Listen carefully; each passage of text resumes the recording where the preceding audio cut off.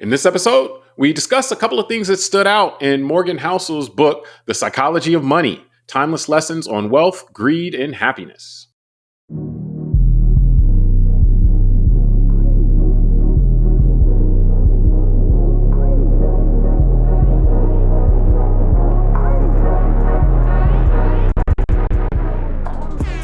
Hello, welcome to the Call Like I See It podcast.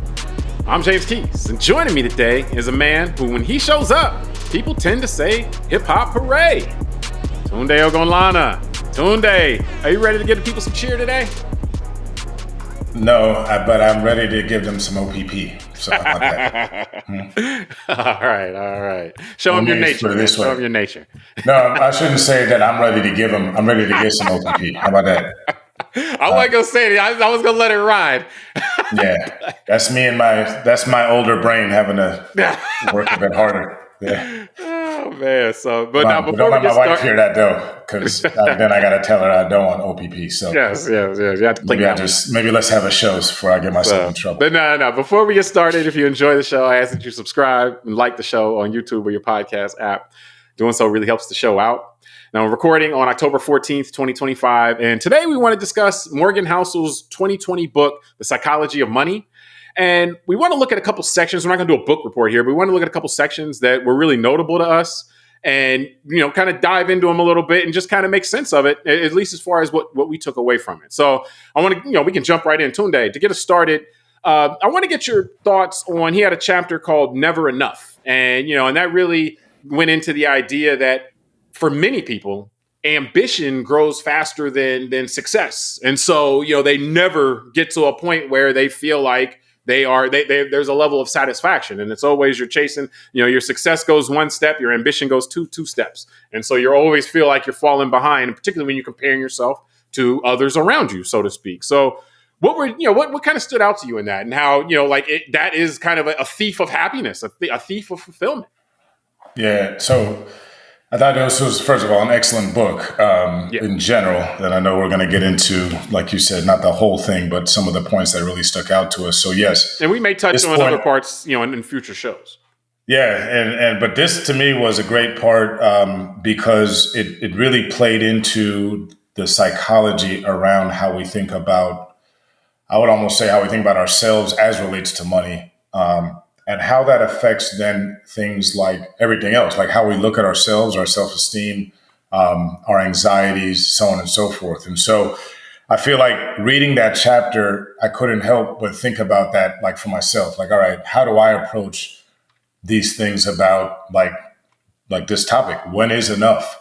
And I think it's very interesting, James, because I would say this as a quote unquote business guy, and you're a wealth management person. That's what I mean. I'm a capital markets guy. I'm an entrepreneur, all this stuff. So in our American culture, I'm wired to constantly think about growing. I got to grow all the time, grow to my business, grow my money, grow this, grow that. But there is a cost to that at some point. And those costs can vary. It could be a cost of spending time with my family. It could be a cost of my own health and sleep. Who knows? So that's why to me, this chapter was very good because I feel like all of us as individuals can read it and probably take out something from it, like reflect on yourself and how you deal with these emotions about like whether you have enough or not and what you're really striving for and all that. Yeah, I mean, I think that I looked at this actually both on the micro level, looking at myself or, my family and everything like that, and then also on the macro level. And what really stood out to me about this is that this kind of pushes back on a core kind of implicit ethos for American culture, kind of like what you described. But there's this implicit, I guess in some places, explicit ethos of growth. Well, that kind of embodies never enough, because if growth literally means that there can never be enough, and so. But how this affects you on a micro level, I thought that the book did a good job discussing. He gave examples of, Madoff, even Bernie Madoff, for example, where he had a 6-8, like we know him as the con artist, but he lays out an anecdote about this guy had a successful business, as a market maker, like not con anything, like had a successful business, tens of $millions a year. but it wasn't enough. And so then you start putting, oh, we got to make more, got to do more. And so you end up breaking the law and ending up in jail when what you had already was something amazing, And so on the micro level, I think it's something you can look at in terms of, yes, what are you willing to give up in order to have more? And is there ever a point where, whether it be time with your family, whether it be, your freedom, is there ever a point where it's like, hey, you know what? Where I am now, I'm not willing to take away anything else from my life in order to get more. And I also looked at it on a macro level, though, in terms of in society, people that are wired with the never enough really can take a lot away from society, because then it becomes a thing. Well, okay, well, 100 million isn't enough. That was another anecdote he gave in the book about a guy who had 100 million, it wasn't worth $100 million, and that's not enough. And that guy's out there breaking laws and stuff, trying to get more. And 100 million is not enough. $1 billion is not enough. 10 billion is not enough. 100 billion is not enough. 500 billion is not enough. And then they got to keep going. And if society tries to constrain that at all so that everybody can eat, then they then turn their wrath and their money on society to knock that out, which really can be destabilizing for society. So I saw this, like I said, how it plays out and affects our lives on both micro and macro. Well, think about the type of personality that can have hundreds of millions, if not billions, and still has to go get more. It's not about maybe they'd go get more if they feel like it or something, but they're wired that all it is about the growth of their wealth. And I think, look, as you were talking, and I hate to put these names out, but the former first man before they broke up, Mr. Elon Musk, basically is a good example of what you just said. He became fabulously wealthy. Over time, he didn't like that the society began to have some constraints over his business, the regulations and the investigations that the feds were doing and probably the taxes he was paying. And so he used a lot of his wealth to put his thumb on the scale in an election publicly, right? I mean, he just announced, I'm giving 300 million, he's giving lottos and all that. And then he got into the government and he made a lot of those problems for himself go away, and then he left. And so what I'm saying, you're right. Like that is the type of personality that would seek to do that. And that type of personality may not be the best for society as a whole. They may do very well for themselves and their family. And that, it seems like we should have rules in society to try to constrain that type of mentality. Seems like it could be very corrosive if you let it just run free all around. I would say this, James, but I'll get into a whole different conversation. We have had rules on that, but they just were gutted over the decades. We had those rules, though, because previously in society, we saw it go with previous generations saw it go terribly. Yeah, they saw it go terribly. They were like, hey, we got to put rules to constrain these type of dudes. And then, systematically, those kind of rules were removed and have been removed, not accidentally, And so, it's kind of one of those things, but no, I go ahead. I'm sorry. But that's why I'll get back to kind of the stuff from the book on the mindset, though, because there was kind of like these sub chapters within the chapter. So I'll go to a couple of that stuck out to me. One was the first one was the title is The Hardest Financial Skill is Getting the Goalpost to Stop Moving. Yeah, I thought that title on its own is just great because that got me thinking, Jamie. Here's a true story I had with my buddy in college, and I would have been 20, 21, something like that. I told him, hey man, by the time I'm in my late 20s, if I'm making $100,000 a year, I'm going to buy a BMW and everything's going to be good. That's what I kind of realized too in preparing for today, thinking about it. A lot of this also has to do with where you are in your life. Yeah. Because when I was 20, I was naive and I thought actually that's all it would take for me to have no problems ever. Yeah. And then, I made multiple of those hundreds over the years, my 30s and 40. And it's like, you still have children, problems. You have family. Yeah, exactly. All this, and I've had you nice riding cars. Around in the Benz ain't gonna be enough.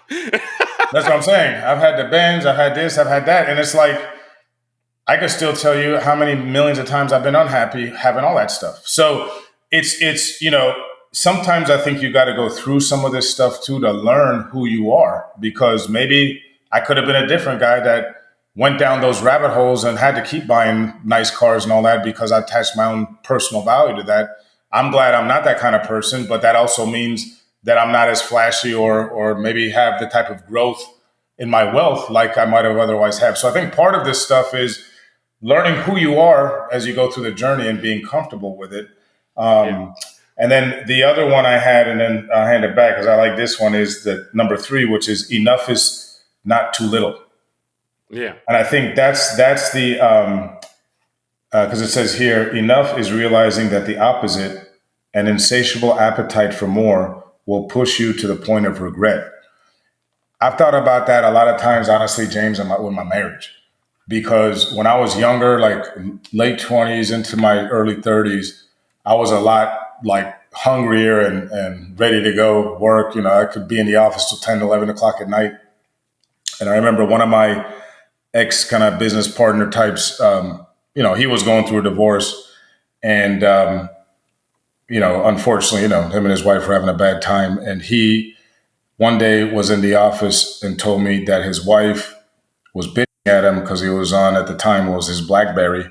And it was like 10 o'clock at night. And he had that whole kind of alpha male attitude of, man, F her. She doesn't understand. I'm working for her and the kids, da, da, da.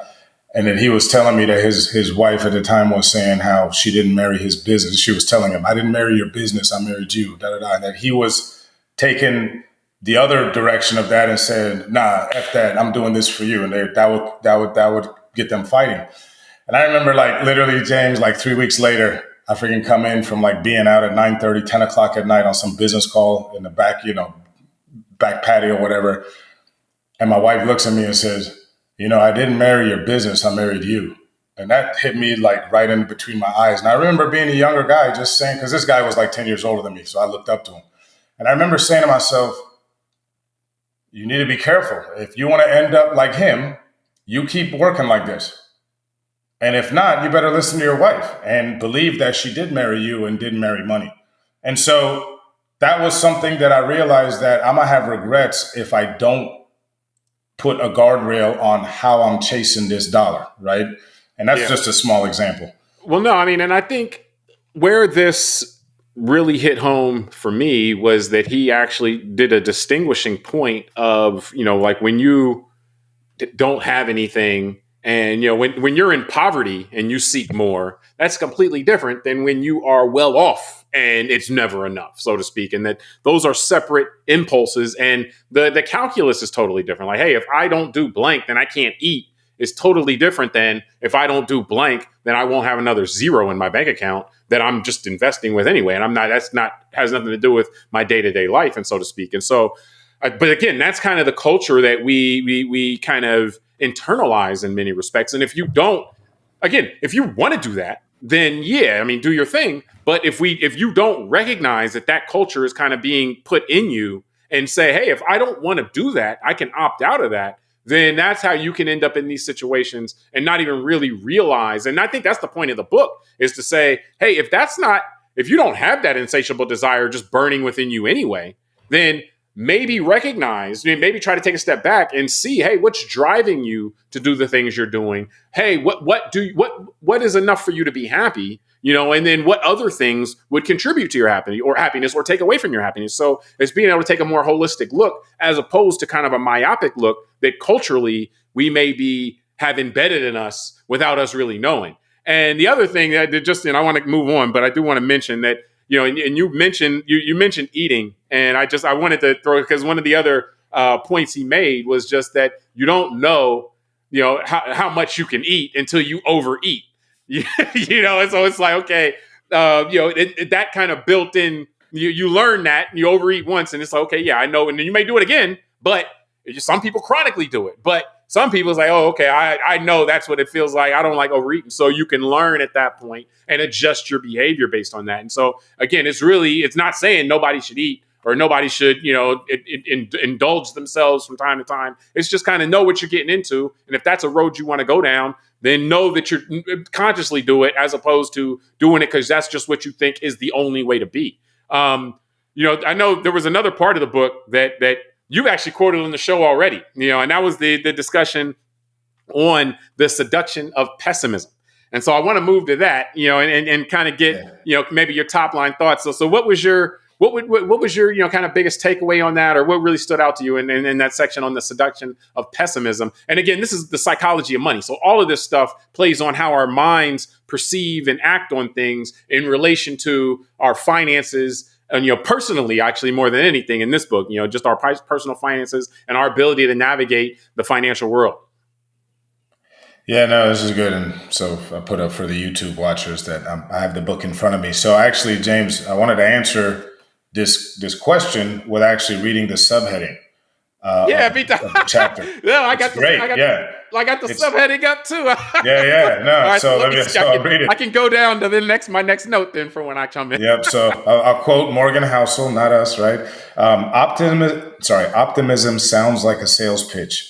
Pessimism sounds like someone trying to help you. I thought that's profound. Yeah, yeah, Because again, what I do for a living, dealing with kind of clients, meaning people, everyday people, and then the stock market and the investment markets, bonds, and all that. It's true. Like, and it makes such good points in this article. Like, no one, like, if I were to tell you the market's going to go up, 100% between now and 2027, you might look at me skeptically and say, "Oh, Tunde, are you sure?" Da da da. If I tell you the market's going to go down 50% in the next 6 months, and I've got a good story as to why, I'm going to capture your attention like nobody's business, right? yeah. You That's to me was like, that's why it's profound. I was like, yeah, I never thought of that. But if you're just pessimistic, man, you sound pretty smart. Yeah. So No, I mean, the yeah, thing that to me, what stood out about this is one, there's the evolutionary mechanism on this that avoiding danger is a survival instinct, even more than maximizing, benefit. If you don't maximize benefit, then you can still survive. But if you don't avoid danger, then you might not survive. So you get it from that standpoint. But yeah, the what really stood out to me about this is how and it's true how we do perceive the pessimist as wise. And it that to me, like when you hear it and you're like, oh, I don't know, you got to be careful with this, you got to be careful with that, and so forth. That person does it like, and this is just that it actually sounds wise and smart relative to somebody telling you, oh, no, over time things will work out well. You just kind of play it cool and things will work out well. That person sounds, like oblivious. That person sounds like, so that you receive kind of the intelligence of, and you see this online all the time.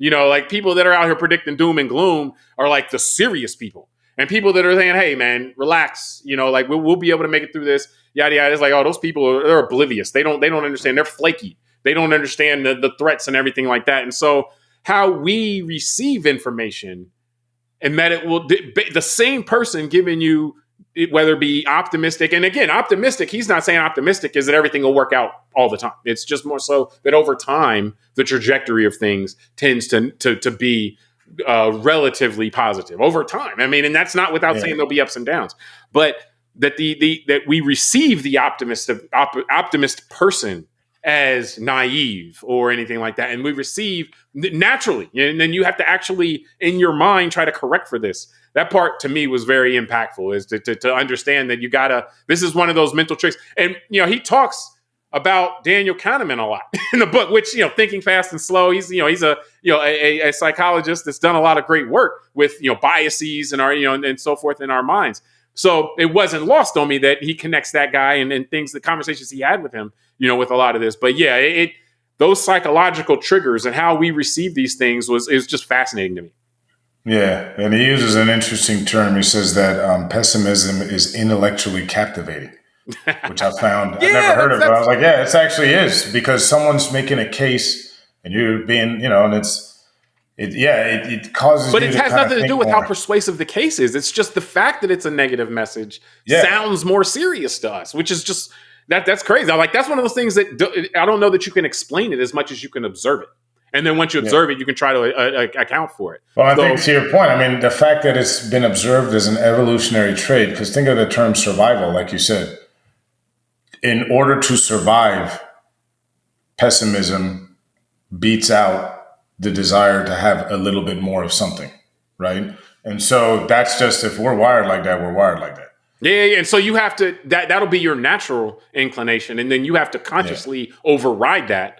If you want to then benefit from the knowledge, from the wisdom that this is a natural tick basically in your brain. And in certain circumstances, it might not serve to your advantage. If we're talking about whether you should jump off a cliff, it probably does work to your advantage, or whether you should run into that bush where you just saw a lion disappear into. Yeah, maybe that in scenario, it'll serve you well, but in financial scenarios all the time, it may or may not. So lastly, the other thought I wanted to get to with you was, the section on how certain circumstances will lead people to believe anything, like that the circumstance that you receive some information, depending on where you're coming from and so forth, can dictate a lot what's believable to you and what's not. What would you really take away from that? I thought it was interesting. These two chapters were back to back because I think they both complement each other, because the one being about pessimism, and now this one is kind of, I wouldn't say it's optimism, but it's this idea that we can be led into directions based on either false hopes, false positivity, things like that. And again, the book being about money, I thought was it's a great chapter, because think about how many people fall for financial scams. And like you said, you brought up Bernie Madoff earlier, and I think that's a great example, because pretty much all of his victims that I've known of, right, he didn't go on the corner robbing little old ladies that were unsophisticated. Yeah. He was defrauding big nonprofits that had big investment committees and boards. Investors, sophisticated 100 millionaires and billionaires who were supposed to kind of quote unquote know better. But what happened is they bought into a story, a narrative that was positive, that this guy's the polished guy on Wall Street that always averages 13%. He's never up or down below that, and blah, blah, blah. And they wanted to believe it, right? That's the key point. Yeah. Because the 2 points he raises, because I would say, you said the book's about money. I would say the book's about psychology. The framework of money, because the book, and so the two psychological pieces that he gives on this, I'm going to read them both. So I'm quoting. One is, the more you want something to be true, the more likely you are to believe a story that overestimates the odds of it being true. So that's confirmation bias plus, that's more, but then also the second piece on this one is that everyone has an incomplete view on the world, but with that incomplete view, we form a complete narrative to fill in the gaps. And so while we all know we don't know everything, when we observe a situation, we explain what happens and fill in the gaps of that narrative, And so I think the way he described history and how we understand history and the downside, we think we understand history. The downside of explaining history after the fact is that in a way that is narratively coherent, is that you then think that the world makes sense and that things are all around you are coherent. And so when you look at a scenario, whatever you don't know, you lessen in importance. And whatever you do know, you increase in importance, and you fill in the gaps and have a narrative that's complete. So those two factors both lead us into this direction where the way we're processing information can make us believe almost anything. Yeah. Well, I mean, and what's interesting, because as you're talking, I'm thinking about things like crypto, right? And maybe not now, because crypto obviously is been accepted, especially Bitcoin and Ethereum. They're accepted as real things now. But I would say 10 years ago, when people started really getting into it, and became a chatter that was, recognizable, and wherever you go, people could talk about it. You're right. No one really knew what to expect. So the people I knew that were so optimistic and were so sure that they were right, that this was all going to be how the world works and all that, they were filling the gaps because clearly we didn't know. And the people that were totally pessimistic and thought it would never turn into anything were filling gaps. And that actually, this part of the book got me thinking that this chapter is like everything, being a human. Because even as you're talking, I'm thinking of other complex situations where it's almost impossible for one person to know everything. They become inflection points in our discussions as humans. So I'll give you an example. The big hot one today is a region like Israel. There's a lot going on. The people who support Israel, there's gaps in their knowledge of certain things, and they fill in that to have a narrative that fits how they feel. And the people that don't support Israel and support the Palestinians, same thing. There's a lot of gaps in their information, and they fill it up with things. And we see these two camps developed over the last couple of years, and it's hard for them to then reconcile these differences. And I think that money, I mean, think about that, for example, James, if you're married, bringing it back to this money thing, and you and your spouse have two absolutely like that, different ways of seeing money or dealing with the other emotional parts, like the stuff we've talked about. When is enough, for example? And then if you have gaps in your knowledge about either how to deal with it or how to deal with yourself, you're going to fill those over. And then you may have two narratives that are irreconcilable at some point. And that's probably why money is one of the issues that leads people to divorces or negative outcomes in relationships, because it is a very deep value system, like many other things that people this confirmation bias, they behave this way in. Well, the one that first one really hit me because you see it.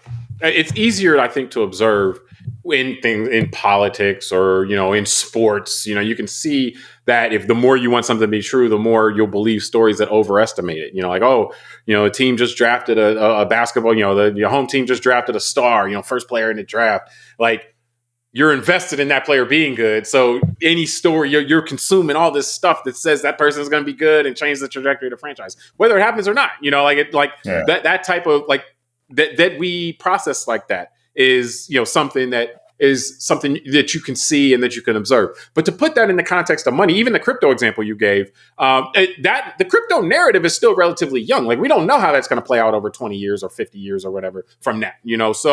But right now, yes, it looks like crypto at minimum is an asset class that has some level of it's not going to disappear tomorrow type of thing. So if that's the case, then it's something that can appreciate in value and become something that people leverage and use in their portfolio. And I'm not a financial planner, so I'm saying that just as a layperson. But it is interesting how the people who are the biggest crypto enthusiasts are also oftentimes the highest on its potential. And it's because the stuff that appeals to them inherently, based on the psychology of these things, are stories that explain why it's going to work out. And then conversely, people who have been and maybe still be in the more skeptical side are going to gravitate to stories that explain why, it's a bubble. And, until somebody comes up with a useful thing for it other than just a currency, like it has to be useful for something else other than currency and criminality, and then until then, it's not going to really be something that you can put aside other asset classes. And so all of those things, it shows how, but especially combined with that other factor, it shows how people can look at similar situations and end up with completely different mindsets on what it is. And it may depend just on what they want to be true. And again, we can see this play out a lot of times when, there was this thing, this factual event happened, and people come to radically different conclusions on what happened. And this oftentimes you're telling on yourself. The conclusion you come to is the conclusion that part of you wants to come to. That this is what you would want to see happen in this case. So you got to be careful. But again, for this book, it's about playing how this stuff plays out from money and how your financial decisions can be impacted by the psychological phenomenon that the more you want something to be true, the more you're going to overestimate and gravitate to things that suggest that it's true. And also filling in the gaps on your admittedly incomplete view of the world to suggest that where you want to be is the right place to be. So anything else left before we close up, man? No, I'll let this gap go unfilled. We'll leave the gaps in the narrative and folks, they can read the book and fill it in, with the actual content. Yeah, so fill it in yourself. Cool. All right. Well, we appreciate everybody for joining us on this episode of Call Like I See It. Subscribe to the podcast, rate it, review it, tell us what you think, send it to a friend. Until next time, I'm James Keys. I'm Tunde Ogunlana. All right, we'll talk soon.